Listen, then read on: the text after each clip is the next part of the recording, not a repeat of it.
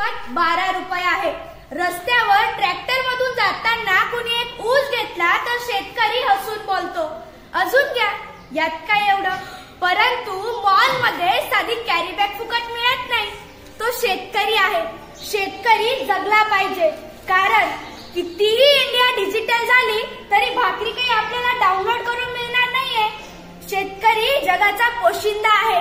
म्हणून मी चिखलोड येथील इयत्ता 9वीची विद्यार्थिनी कोमल रतन त्रिभुवन आपल्या समोर विषय मांडणार तो महाराष्ट्राचे आराध्य दैवत श्री छत्रपती शिवरायांच्या स्वराज्याला, बाबासाहेब आंबेडकर यांच्या राज्यघटनेला, महात्मा ज्योतिबा फुले यांच्या शैक्षणिक क्रांतीला, माता जिजाऊ, माता सावित्री, माता अहिल्या यांना त्रिवार अभिवादन करून येथे उपस्थित माझे शेतकरीचे बंधू आणि भगिनी, शिक्षक आणि सुईच्या टोकासारखं बारीक निरीक्षण करून दुधाचं दूध आणि पाणीचं पाणी करणारे परीक्षक सर्वांना माझा मनपूर्वक नमस्कार. मी तुमच्या समोर विषय मांडते शेतकरी राजा उभ्या जगाचा पोशिंदा. मित्रांनो, माझा बाप शेतकरी राजा उभ्या जगाचा जरी पोशिंदा असला तरी आज माझ्या बापावर काय परिस्थिती आली आहे ते तुमच्या समोर मांडते. खुर्ची आणि टेबलाच्या मध्ये ढेरी तट्ट दाबून बसलेल्या साहेबाला सखाराम आदराने बोलला. ओहो, खुर्ची आणि टेबलाच्या मध्ये ढेरी तट्ट दाबून बसलेल्या साहेबाला सखाराम आदराने बोलला. धन्यवाद साहेब, धन्यवाद. तुम्ही गोष्ट समजून घेतली या दुःखाची अन फाईल मंजूर केली साहेब पाण्यात वाहून गेलेल्या पिकाची. आभार, मनापासून आभार म्हणत हातावर त्यानं खडी साखरेचा प्रसाद ठेवला. ओहो, आभार, मनापासून आभार म्हणत हातावर त्यानं खडी साखरेचा प्रसाद ठेवला.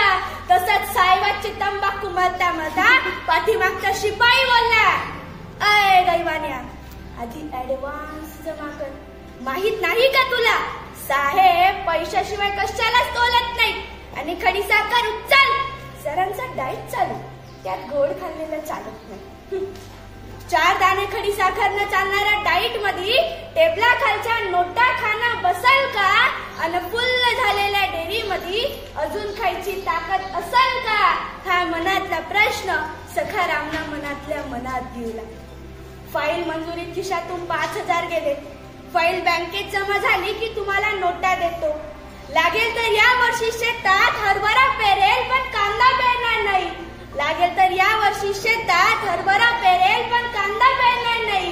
पण मायेची शपथ घेऊन सांगतो साहेब, ठरलेला हप्ता ठेवणार नाही.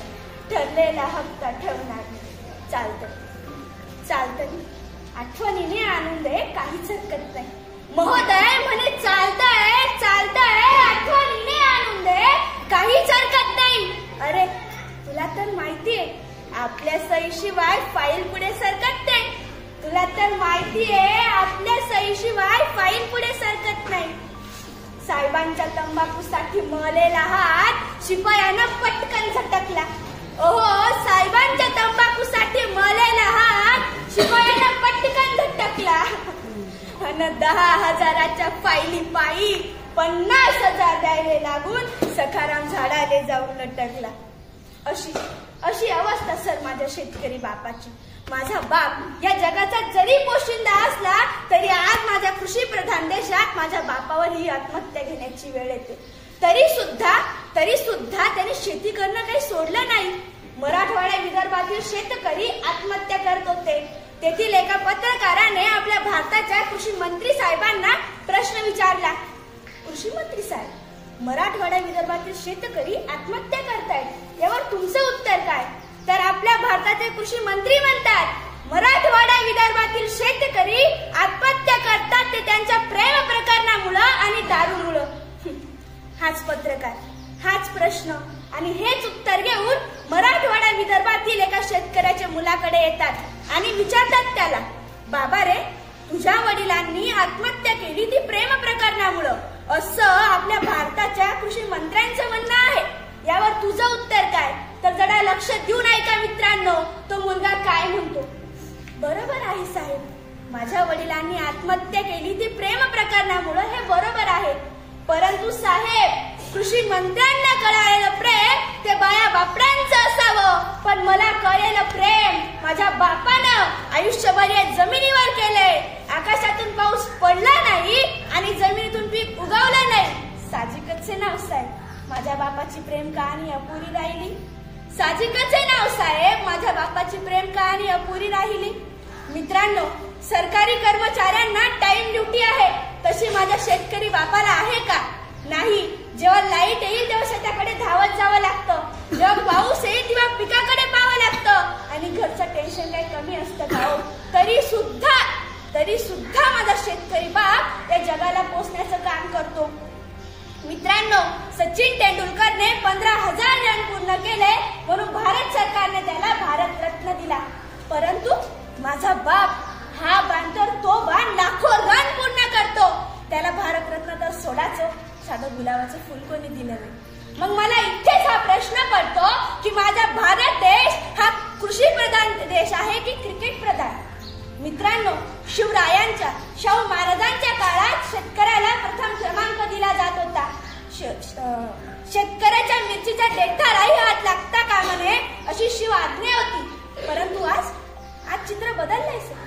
आज माझ्या शेतकरी बापाला कुणी विचारत सुद्धा नाही. सर, कांदा लागणीपासून, कांदा निघणीपासून, कांदा खांडून, ट्रॅक्टर भरून, मार्केटला जाऊन भाव व वजन कळेपर्यंत माझ्या बापाच्या मनात एक भीती असते. मी आणि माझ्या परिवारानं केलेल्या कष्टाचं चीज होईल का? मी आणि माझ्या परिवारानं केलेल्या कष्टाचं चीज होईल का? आणि आता तर कांद्यावरच निर्यात बंदी आली सर, कांद्यावरच निर्यात बंदी आली. जाता जाता पुन्हा एकदा हे